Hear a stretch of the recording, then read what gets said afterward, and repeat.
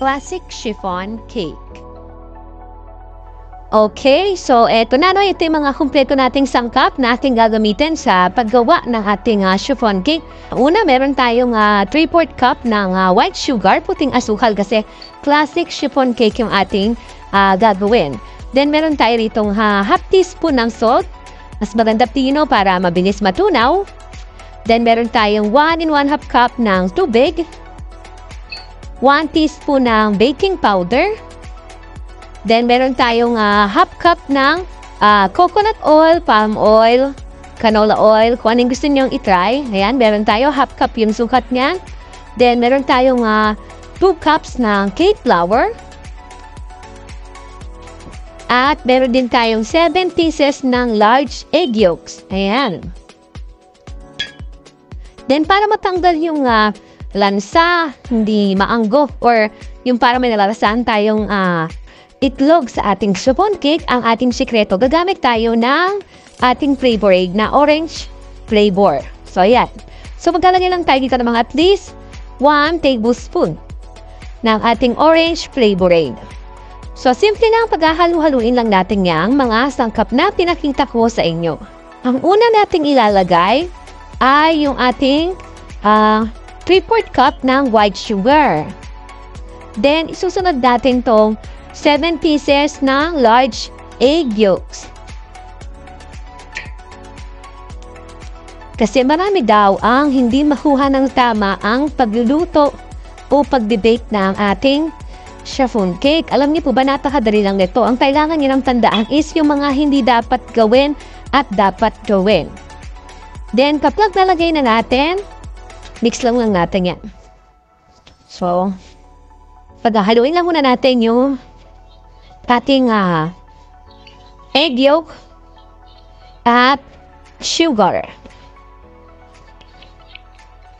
So, mix lang natin. Then, kapag na-mix na, yan, napakadali lang nito. Ilalagay na natin yung salt. So, para hindi po nakaka-umay, balance. Yung ating oil.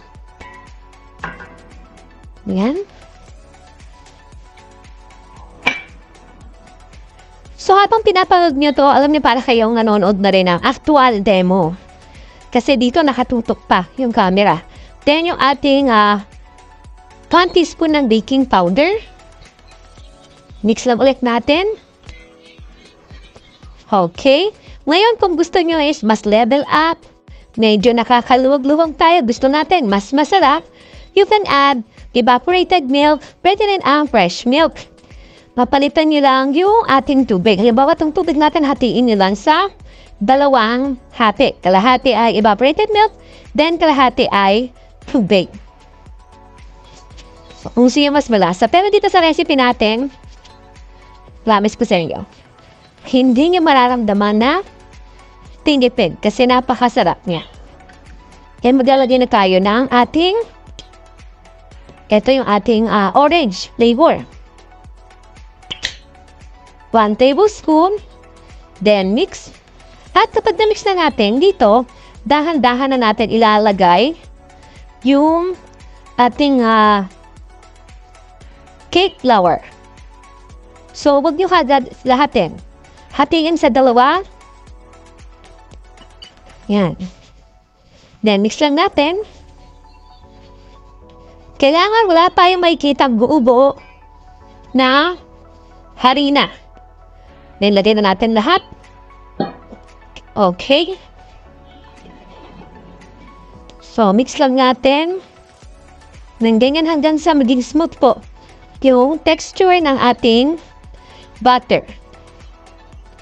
Pwede niyong ganyanin para mas mahalo natin ng maayos, or pwede rin kayong gumamit ng salaan. So, sa paggamit ng salaan, dun kasi mas mapapabilis yung paghalo natin. Pero kung sanay naman na kayo, kahit eto lang, ayan, ganyan lang yung kamay. Then, mix lang natin. Papupuhatin natin yung tamang smooth ng ating butter.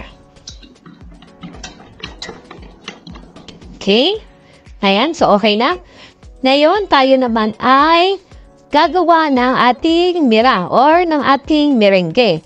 So, dito napakadali lang at ang kailangan lang natin ay 3 sangkap. Meron tayo dito nga 7 na egg whites.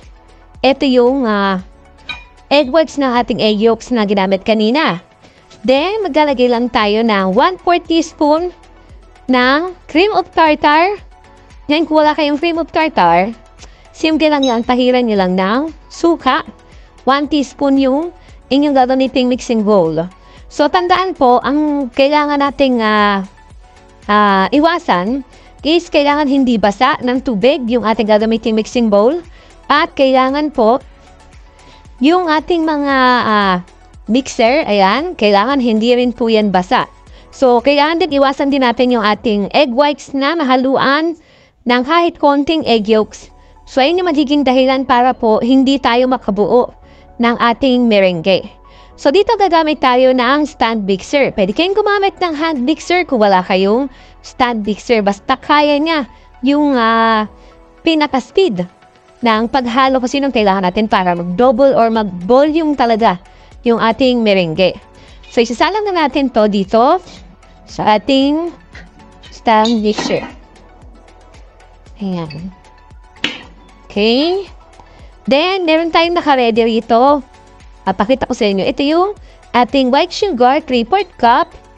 Then, ang gagawin muna natin, dahan-dahan natin ang nilalagay dito. Kapag nakita na po natin na nagbababol na o yung nag-start na siyang pumuti yung ating egg whites. So, start na tayo.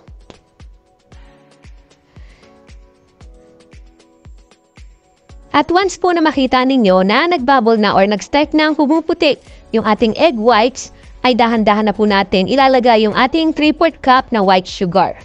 At dito ay continue lamang yung ating pagbibit into high speed hanggang sa ma-achieve natin yung stiff peak na kailangan natin para sa ating merengue.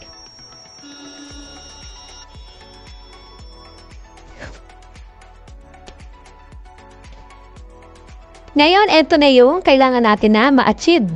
Yung stiff peak yung ating merengue. Ayan. So, kailangan ganito po. Ka-stable yung ating merengue. Kita ninyo? So, dito pwede na natin itong tanggalin. Okay. Para paghahaluin na natin yung ating butter at itong ating merengue. So, ito na yung ating cake batter. Napakadali lang. Huwag po natin ilalagay lahat. So, mas mainam na hatiin natin sa 3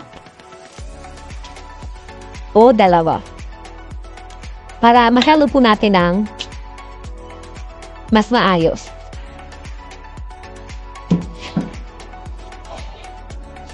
Okay. Tapos, mix lang natin ng fold pa din yan. Huwag niyo pong bibilisan ng paghalo. Isa rin po yun sa dahilan para bumaksak yung air ng ating merengue. Kailangan yung paghalo po, dahan-dahan. Kumbaga, huwag niyo pong mamadaliin. So, hindi tayo kailangan dito nagmamadali. Kasi ang kailangan dito po ay mahaba yung pasyensya mo. Ayan. So, kapag nahalo na, yung unang nilagay natin na merang, saka natin ibuhos lahat. So, dito sa recipe na tinuturo ko sa inyo, yung mga nagre-request na paano gumawa ng chocolate flavor, paano gumawa ng ube. Ang gagawin nyo lang po, napakadali lang. Yung ating ginamit na orange flavorade, palitan nyo na ube flavorade, mocha flavorade, strawberry flavorade. So, meron na kayong iba't ibang flavor na inyong chiffon cake. So, easy-easy lang po. Hindi kayo mahihirapan na aralin to. Then, para makagawa kayo ng mas marami, i-double size nyo lang itong recipe na tinuturo ko sa inyo. So, mix ulit natin. Pa-fold.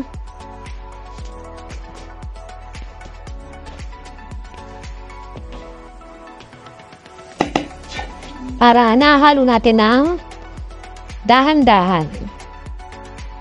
Kasi kapag bumaksak po yung ating merengue, doon po nagkakameron ng problema na nagkakameron ng parang hindi pantay, malambot sa ibabaw, matigas sa ilalim.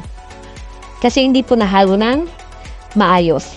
Kumbaga yung inyong cake batter, angat niyo po sa taas para po makasipsip siya ng ating meringue. Ganyan lang.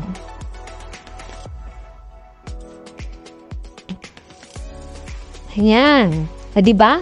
So, napakadali na. So, dito, pwede na natin itong ilagay sa ating mga pan na paggagamitan. So, pwede sa 8x3. Pwede rin po sa mga cupcake liner. Yan. Ganyan. So, nakaready na yung aking gagamitin pan. Nagamit ko po ay 12x3. Ayan. Then, pinalutan ko lamang or nilagyan ko lang ito yung brown paper na ginagamit sa mga bakery o yung parang pambalot ng pandesal. Or pwede kayong gumamit ng parchment paper. So, naglalagay tayo ng ganito para at least mabilis natin matanggal. Or kung wala naman kayong ganito, pwede nyo naman yan lagyan ng flour, then oil, para hindi dumikit yung inyong chiffon cake. So, napakasimple lang. Dapat nakaprigit na rin yung inyong oven para po mas maganda po yung pagkakaluto. Huwag natin isasalang ng, kumbaga, ang tawag dito, sinasabay natin sa pag-init ng ating oven yung ating cake. So, mas mainam na kailangan naka-preheat yung ating oven kapag ating i-bake. So, ganyan lang. Saktong-sakto lang ito ating recipe na to para sa ating round pan na 12x3. Yan.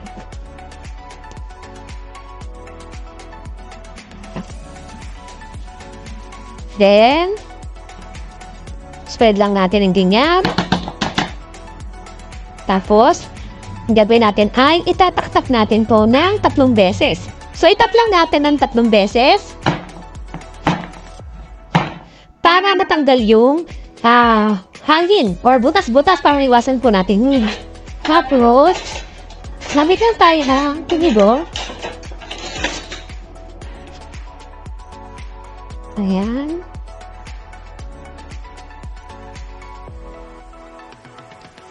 Then, ilagay na natin to sa ating oven na preheated ng 150 Celsius ang init. I-bake natin to ng mga at least 45 to 55 minutes. Depende po yun sa oven na inyong ginagamit. So, pwede natin itong ilagay sa isang tray na may water bath para po malambot yung palibot ng ating chiffon cake. So, lagyan na natin sa ating oven. Ngayon, mga manay, so kung mapapansin ninyo, pinatong ko yung ating cake na i-bake sa isang tray kung saan naglalagay din ako ng tubig na warm water yung aking nilagay at kalahati ng tray na tubig yung aking nilagay hanggang sa maluto na po ito. Then dahil nakapag-preheat na tayo ng ating oven, ilalagay ko siya sa taas, then sa gitna siyang parte ko siya ilalagay para hindi po mabigla at masunog kaagad. So dito hahayaan lang po natin yan at balikan po natin yan makalipas ang 40 to 55 minutes. Ngayon mga manay, so pwede na natin itong hanguin, itong ating binake na chiffon cake.